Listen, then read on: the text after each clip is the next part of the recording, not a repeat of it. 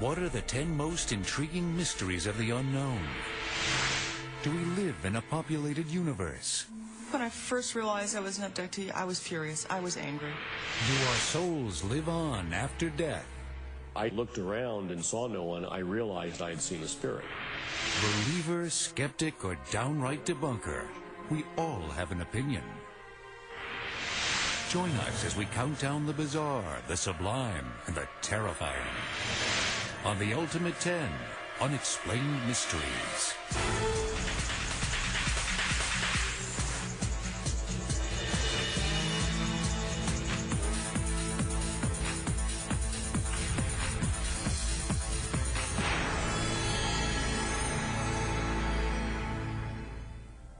We love a good mystery. Everything we know about our planet comes from a deep human curiosity. And yet its power and strangeness can still catch us unaware. Rains of random objects have fallen from the sky. Decades before the bomb, an unexplained explosion flattened miles of Siberian forest. And in grain fields around the world, mysterious designs have emerged overnight. Our number 10 Unexplained Mystery.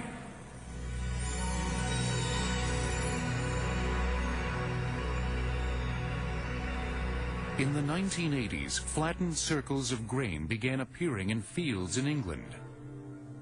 Since then, over 2,000 crop circles, ranging from simple shapes to complex pictograms, have shown up in Japan, Australia, the former Soviet Union, and the U.S. Debate rages over whether these designs are extraterrestrial, natural phenomena, or man-made hoaxes. Today's crop circles can be mathematically complex and extremely precise. For many, these qualities eliminate earlier theories of natural causes. Are they also beyond human limitations? We are now into designs that are much more complex than the simple designs of yesteryear. In short, there is much too much going on for me to believe that the pranksters, the hoaxers, play any major part at all in today's crop circles. Well, in fact, we've heard that all throughout history. We've heard that the Egyptians were just quite incapable of producing these wonderful mathematical things called pyramids. You know, they really had to have alien help. And that's really a form of racism, isn't it? Crop circle researchers point out that the flattened wheat is physically changed. Effects on plant growth can be seen for years. The plants are indeed disturbed well beyond anything that you and I could inflict on a plant. Something is going on that indicates that we are not alone in the universe. Now that's exciting. But not everyone is excited. The difference in crop circle plant structure versus the structure of plants outside the crop circle may be simply because of the way the crop circle is made. So this doesn't mean they're magical or extraterrestrial or anything special. Information theory would suggest there are much better ways of communicating with human beings, saying that you are not alone, than simply making very ornate patterns in a wheat field. So, are crop circles practical jokes or alien contact? While some circle hoaxes have been revealed as pranksters with planks, thousands of other crop circles are still unexplained. If it isn't a hoax, then we start to use our heads to find out where it is that we stand in regards to an intelligence that is coming to us from elsewhere. My theory is that indeed we have visitors to this planet.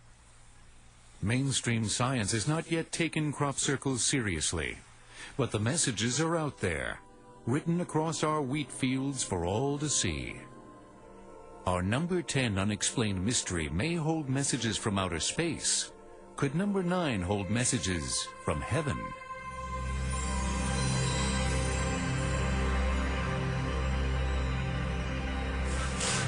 On September 21st, 1995, there were reports around the world of Hindu statues drinking milk offerings. Thousands witnessed this phenomenon, and the city of New Delhi ground to a halt as millions left their jobs to test their own shrines. Miracle or mass hysteria? With all the important things going on in the world, all the great places where God could be doing some really meaningful miracles, that's the best God can do, is absorb, soak milk through his representative stone statues. I think it's pathetic. The Catholic Church also takes an unexpectedly dim view of most miraculous claims.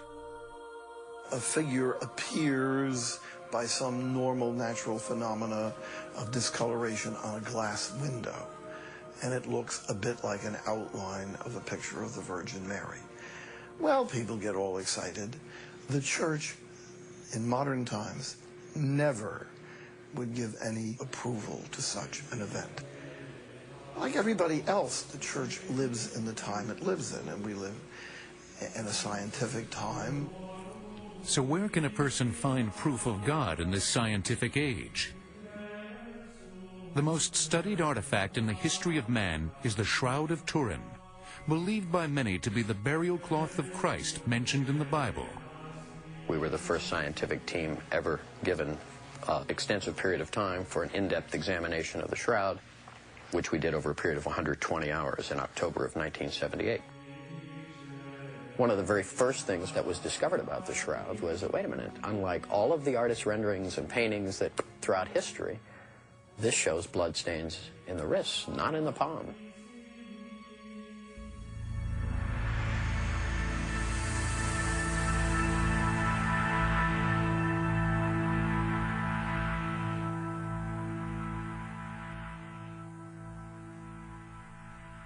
The shroud also shows scourge marks from a Roman whip and blood from a crown of thorns. In recorded, documented history, we only have one person who suffered a particular set of tortures, and that man was Jesus. Results of the first investigations were so promising that in 1988 the Catholic Church agreed to test the age of the shroud. If the shroud dated back to the 1st century, it would be considered physical evidence of the existence of Jesus Christ. But carbon-14 testing revealed that the shroud dated back no earlier than the 13th century. For some, this was enough to dismiss the shroud as a hoax. But there were factors that called the accuracy of the test into question. The protocol itself was modified at the last minute. Rather than 7 tests across different sections of the shroud, it was narrowed down to 1 test. Also in 1532, it's believed that a fire scorched the shroud, possibly rendering the carbon dating inaccurate. But skeptics wonder why the shroud is tested at all. Using materials available to a medieval artist, Joe Nickel is able to create a convincing shroud. Here's an image that I've taken a little more care with and finished and mounted. Now when we photograph this, we get this effect, which looks very much like the mysterious face on the Shroud of Turin. But painted replicas fail to refute the obvious. I always tell folks that if it were a painting, simple science would have made that discovery many years ago. So is this shroud medieval science or a miracle?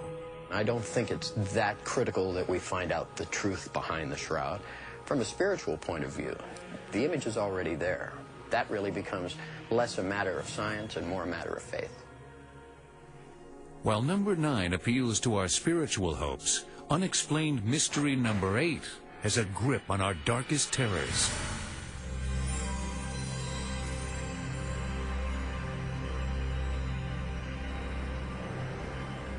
It's hard to look even a few feet into Loch Ness in Scotland, and yet a strange creature has been spotted 10,000 times in these murky depths.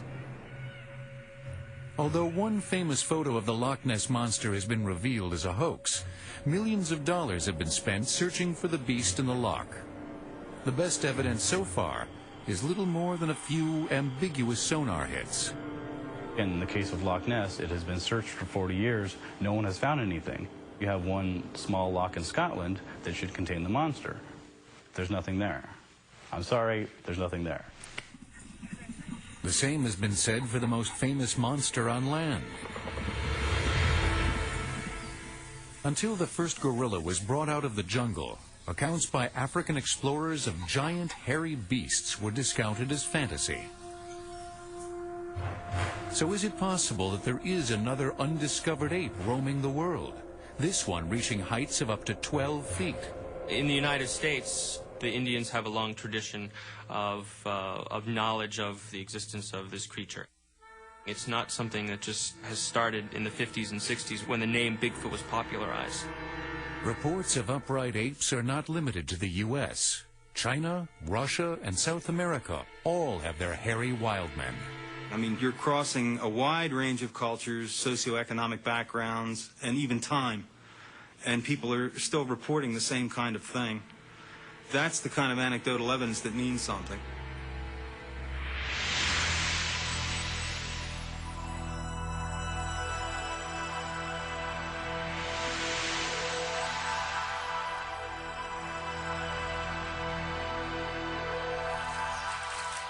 Is there any real evidence that this animal actually exists? DNA tests on hair samples found at Bigfoot sightings reveal that the hair comes from a primate. Yet the tested samples are too small for further identification. The primary evidence is the footprints. That's where the name Bigfoot comes from. The footprints are there. They're real. They are measurable. Some of the footprints that have been found have dermal ridges in them, the equivalent of your fingerprints. Things that your average hoaxer wouldn't take the time to do.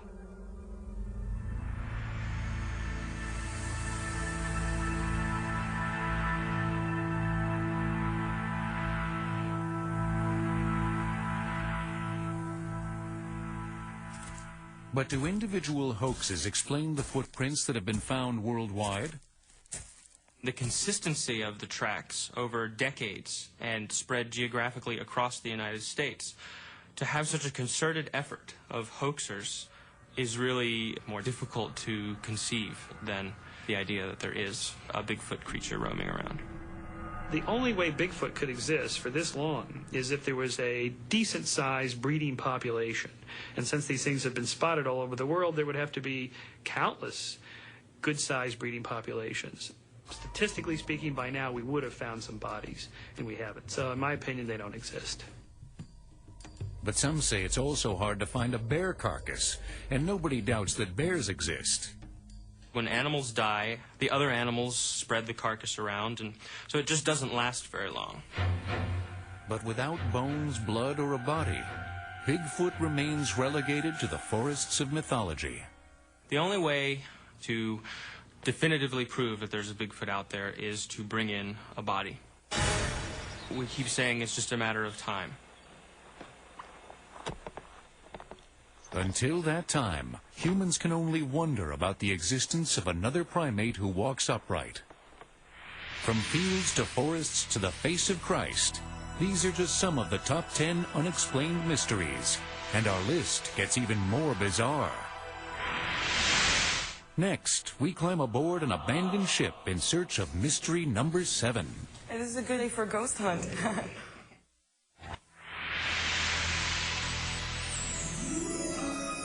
Our list of the ultimate 10 unexplained mysteries so far includes crop circles, miracles, and monsters. Number 7 deals with this world and the afterworld. In Alameda Bay sits the last of a great line of warships. No longer in active duty, the only inhabitants of the USS Hornet are the many who have died and returned to spend eternity aboard. I feel it really strong. I don't want to. I really feel it strong. Not over there. It's in that corner. It's in that corner. It's in the corner, that. Yeah. He burned himself. Ow. Hey, this is a good day for a ghost hunt.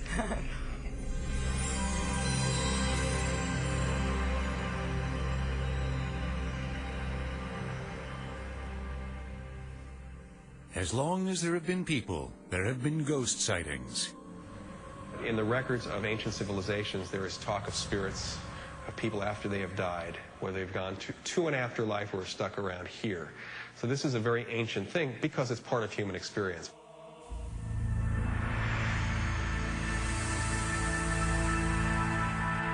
If seeing is believing, then photographs provide the most tantalizing evidence of ghosts. One of the things when we look at ghost photographs from the middle to late 19th century, they were almost invariably deliberate forgeries.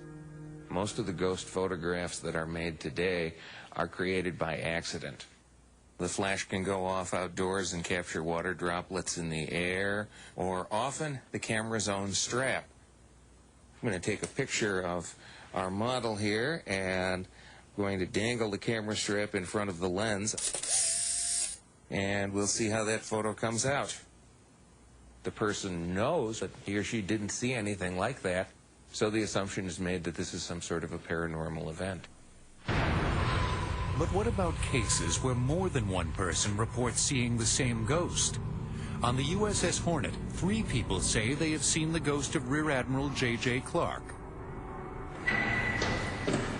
I do pick up somebody that is working some was a desk or cabinet or something. Immediately when I came on the ship, I had encountered the spirit of Admiral J.J. Clark. He was a rear admiral that served on the ship between 1944 and 45.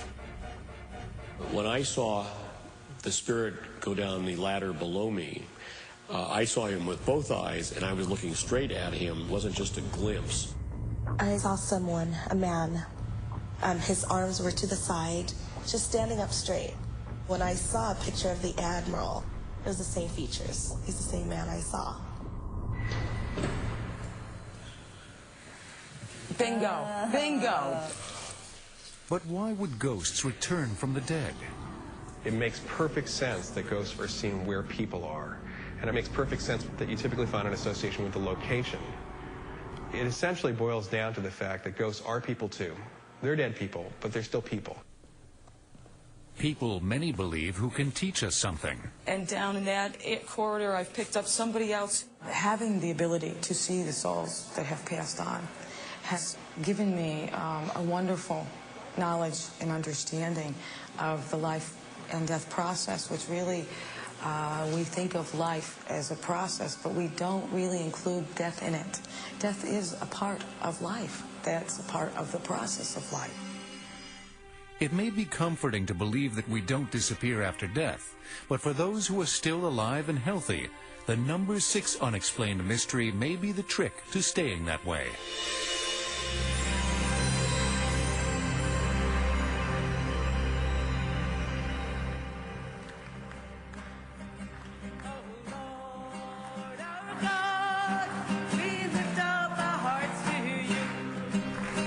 Every Tuesday, Father Peter McCall and Mary Ann Lacey conduct healing services in Dobbs Ferry, New York. Hundreds come to be cured of physical ills through the power of God. Praise is given and healing is received.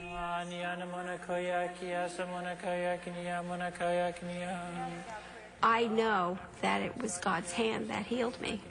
I have no other explanation of it. I just know that that's true. The biopsy showed negative. Wasn't any signs of cancer. Do I believe it's a miracle? Absolutely. Healing miracles are the only modern miracles accepted by the Catholic Church in the canonization of saints. As such, they are rigorously tested. For a healing miracle to be certified, it must be a life-threatening symptom whose existence is proven by empirical scientific data, for instance, X-ray, cured instantly or very rapidly without any medical treatment, without a recovery period, and without a relapse. Help him, Lord. I credit the Catholic Church with being reasonable about their investigations. The problem here is that having a doctor say, we can't explain it, technically that's all it means. That doesn't mean it's inexplicable, which therefore requires some miraculous intervention to explain it. It just means we don't know. And I hear you're doing very well, huh? And Jesus is healing you, huh? Go ahead, Father. Most diseases get better on their own. Even serious diseases can go into remission. We know that in almost every form of cancer, there is a certain percentage of cases that go into spontaneous remission. We don't know why, but someone just happens to be at the right place at the right time, and their illness goes into remission. They're likely to say, I think it was the healer. Spontaneous remission is the medical term for a miracle. It means the same thing. It's the limitation of their profession, that they can only deal with physical things that they see in front of them. A miracle is beyond that. It's beyond the laws of nature. Thank you for bringing her here today, that she may experience your love and your peace and your consolation.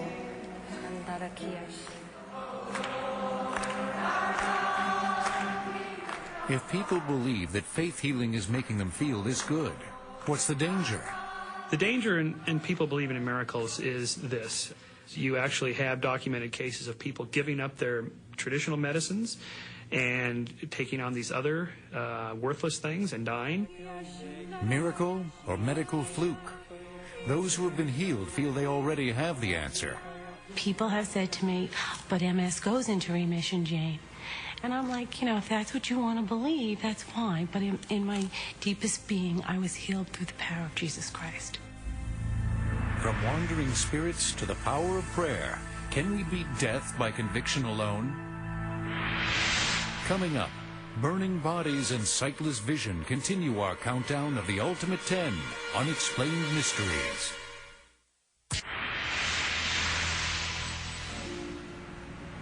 Some have seen ghosts disappear like smoke. But what about humans who burst into flame? If I were not there to see it, I wouldn't believe it. I wouldn't believe it. There was a little bit of a leg and a little bit of a skull left. The rest was ash.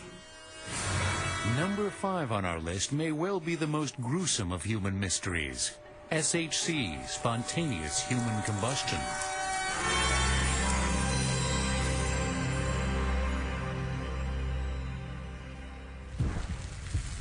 Spontaneous human combustion is the ability of the body to smoke, blister, or otherwise burn without contacting a source of ignition. Spontaneous human combustion is horrific, macabre, and, according to mainstream science, impossible. Since the earliest cases of SHC in the 15th century, spontaneous human combustion has sometimes been explained as punishment from God. 100 years ago, it was claimed that all victims of spontaneous human combustion were alcoholics and drunkards. This was the vengeful wrath of God for living an immoral, intemperate life.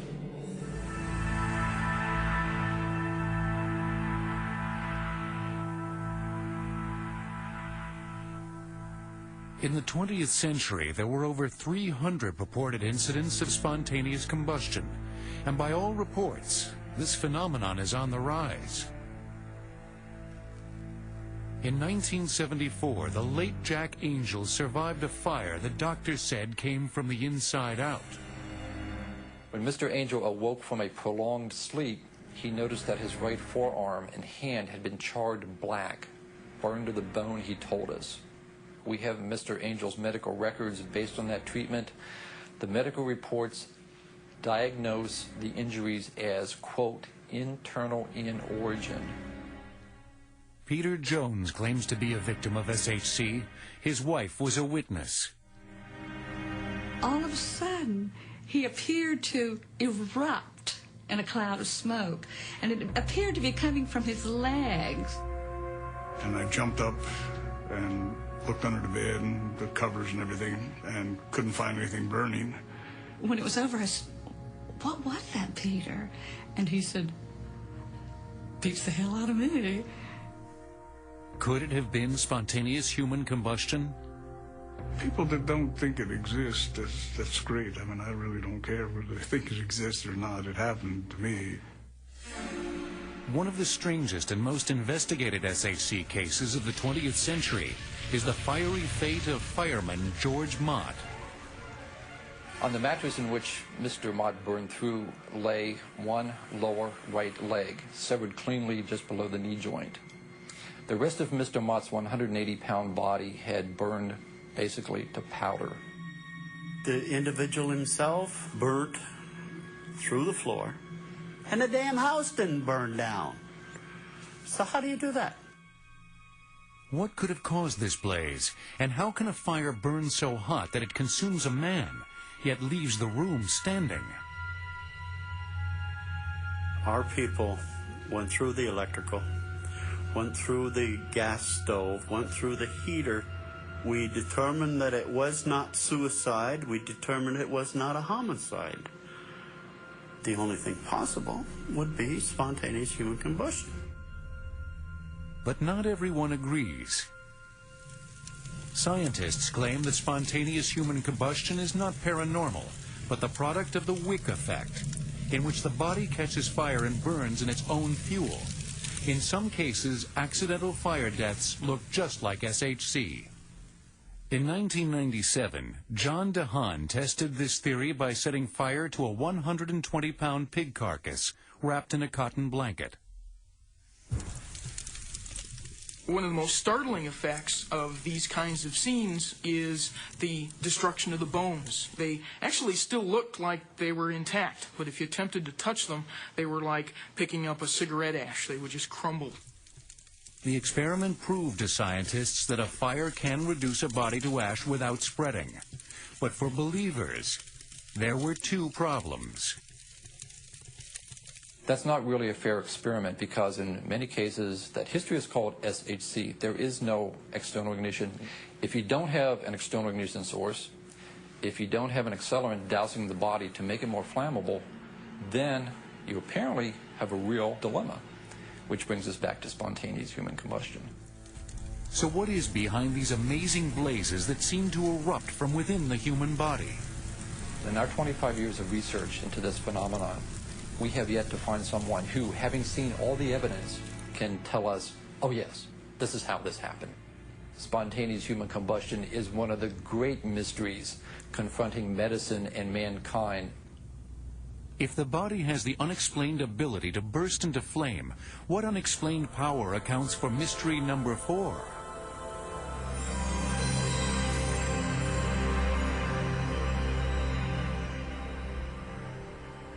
Prediction is a billion-dollar business. 2/3 of Americans believe in psychic phenomena, and 60% believe that they have had psychic experiences. Is it possible to see across time and space? One of the common methods that psychics use to get people to believe in them is something called a multiple out. For example, let's assume I had a dream last night in which I was in a serious car accident. And sometime in the next day or week, I'm in a serious car accident. That can make the dream look prophetic.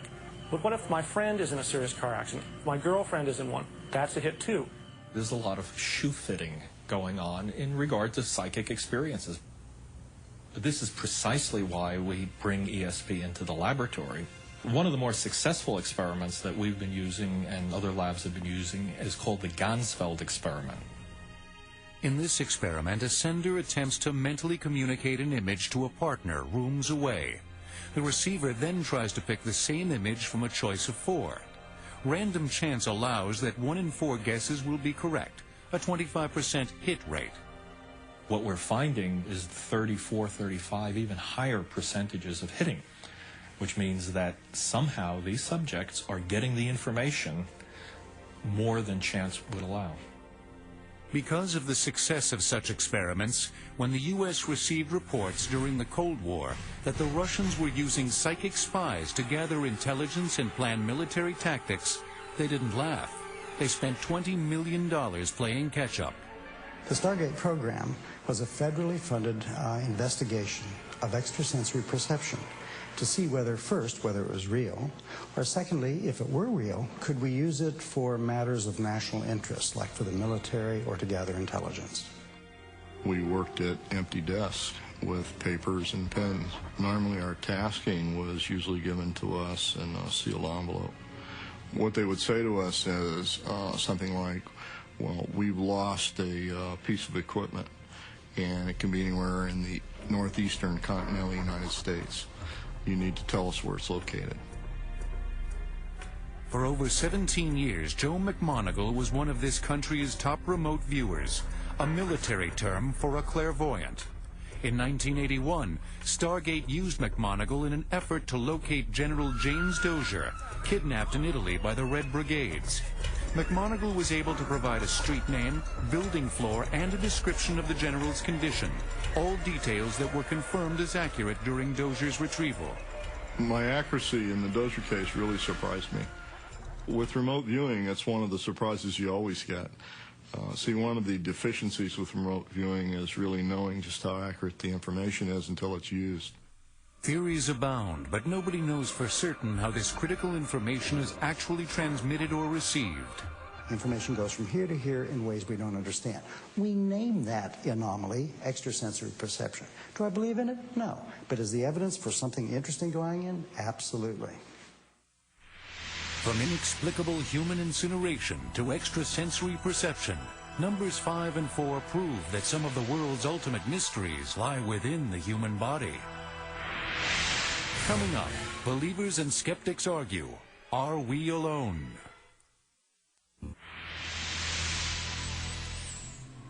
Our Ultimate 10 countdown of unexplained mysteries already includes ghosts and ESP. If spirits and thoughts may travel through the air, what about the number 3 mystery, unexplained flying objects? Say, have you all had any reports of unknown flying objects over there? No, we haven't. Oh, okay, we're wondering. We supposedly are having quite an invasion over here.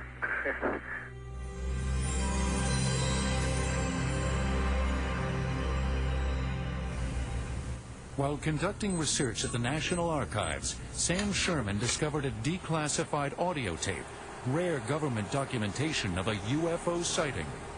On October 7th, 1965, at Edwards Air Force Base in California, the air traffic controller noticed odd luminous objects coming over the field.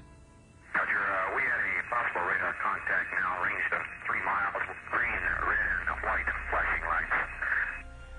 According to Sherman, these objects were picked up on radar at 8 different defense locations across the western U.S.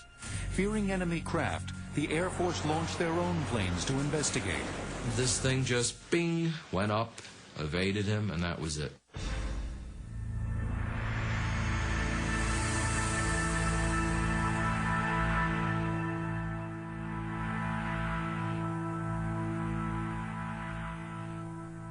Accounts of unidentified lights in the sky date back at least to the Middle Ages. They weren't called UFOs, they weren't called flying saucers, but certainly they would be the same type of phenomena. It's been there throughout history if you know how to look and where to look. Human interpretations of UFOs have changed with the times. Medieval sightings were interpreted as signs from God. 18th century naturalists called them gas and plasma. During the Industrial Revolution, these sightings became machines and aircraft. And with the space age came the era of the flying saucer.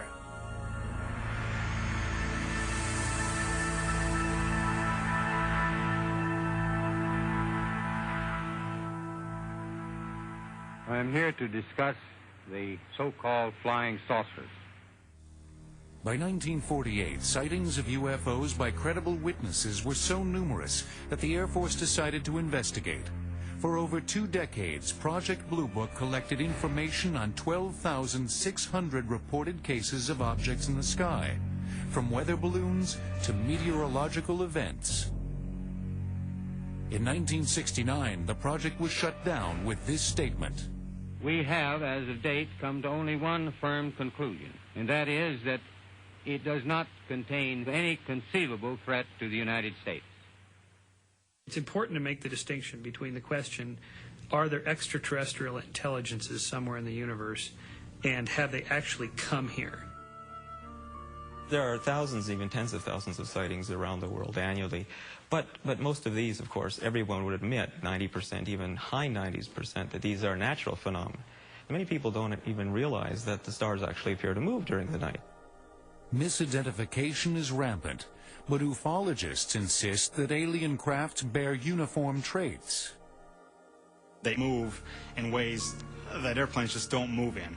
We're talking right-angle turns, stop on a dime, hover, go straight up in the air, come down in weird floating patterns like a leaf. But we don't know what extraterrestrial or other intelligence-type craft should look like. But we know what our own stuff looks like. If we find something up there which doesn't obey the laws of physics as we know it, we can say that they belong to somebody else. Somebody else knows something we don't. On September 19th, 1961, Betty and Barney Hill were driving through New Hampshire around midnight when they claimed to have spotted a pancake-shaped light with 2 rows of windows that appeared to be following them. 2 hours later, Barney and Betty woke up 35 miles south of where they had stopped. Under hypnosis, nightmare images of having hair, fingernail, and skin samples removed, and descriptions of small gray aliens came flooding back. The Hill story was the first the world heard of Unexplained Mystery number 2.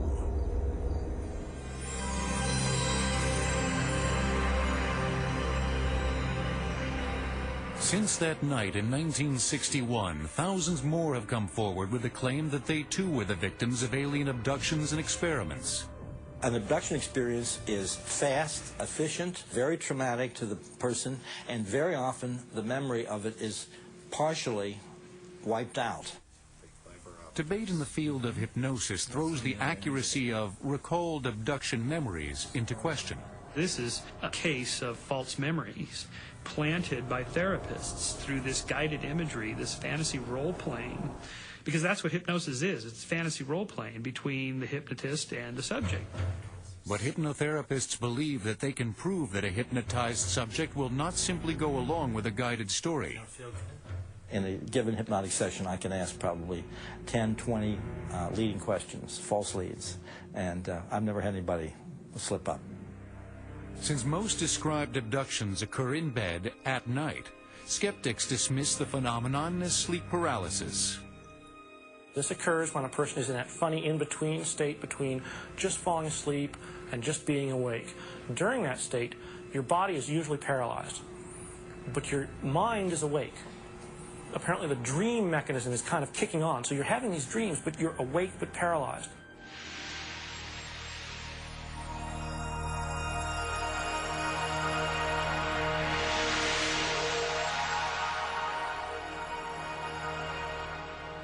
There's a lot of attendant other things which do not go along with sleep paralysis. For instance, if you have a group of people who have been taken from different places into the same craft, when they're dressed, sometimes they go back in somebody else's clothes. A woman who had a running suit on when she went to bed, who doesn't own a nightgown, when they put her back in bed, she was wearing somebody's fancy nightgown that she was terrified to find. For Beth Collings and Anna Jamerson, the proof is in the memories. They say they have been abducted together, and more than once.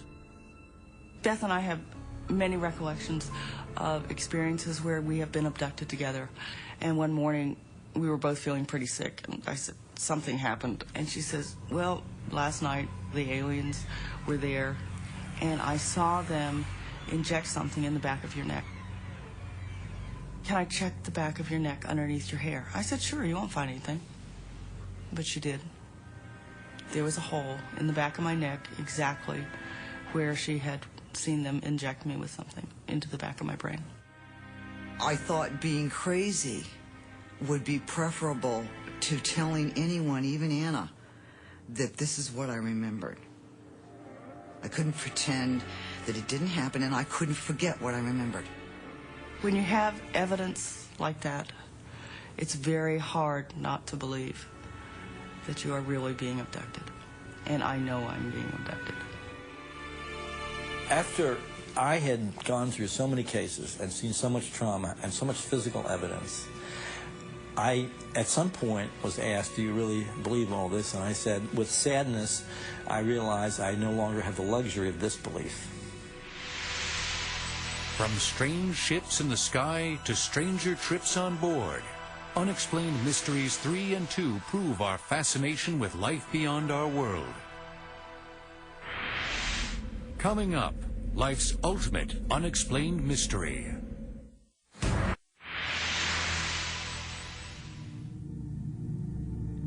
From the inner mind to outer space, the debate between belief and skepticism brings us to the ultimate mystery.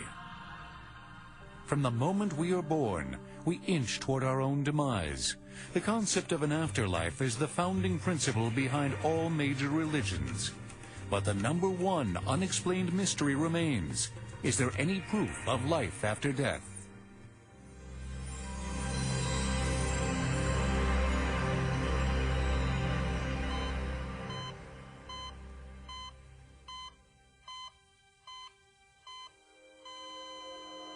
I had lost my body and I'd become a little blue star. At the time, this seemed like a very normal thing for me to have happen. I had an idea of myself going, wow, I don't have a body anymore. I'm free of my body.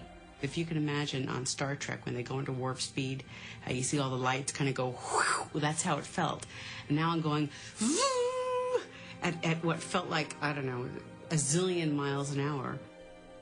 Every culture has its own idea of the afterworld. But where do we get our knowledge of worlds beyond the living? There's been an effort for at least a century to examine the afterlife and visitations with the dead and spiritual communication. People don't want to die. They're crushed when their loved ones die. What can they do? Can they transcend death? Oh, I think life after death, God, the spirit world, something that's beyond the physical here and now. That's the ultimate mystery that fascinates people and cannot be tested ultimately by science, and short of going there. But you can't come back to report what happened. Or can we? Advanced medical technology can now bring people back 10, 20, even 30 minutes after the heart or lungs stop functioning.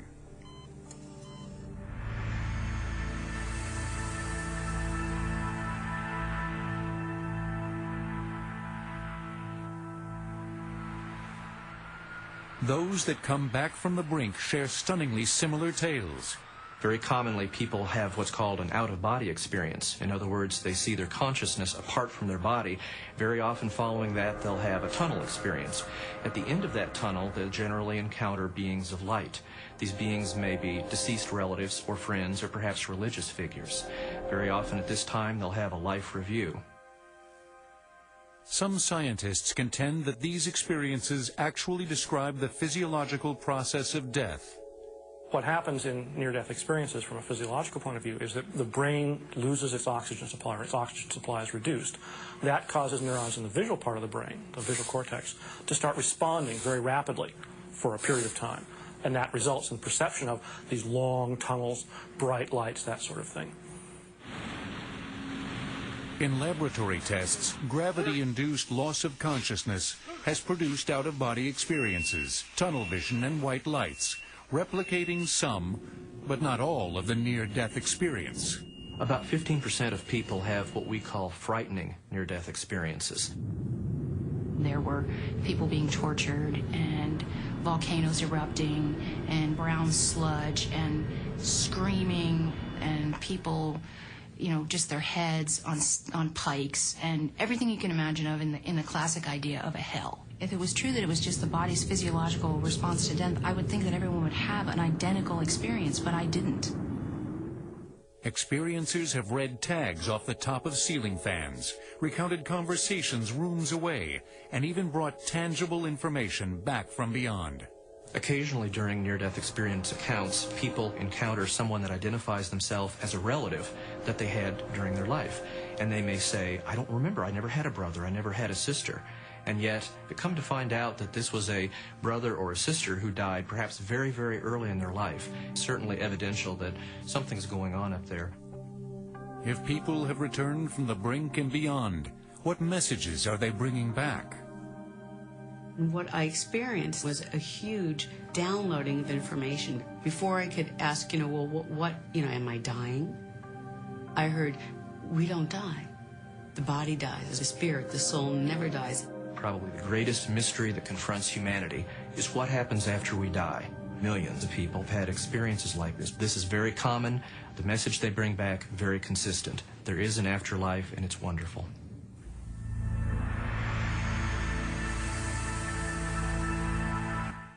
Is there life at the end of the tunnel?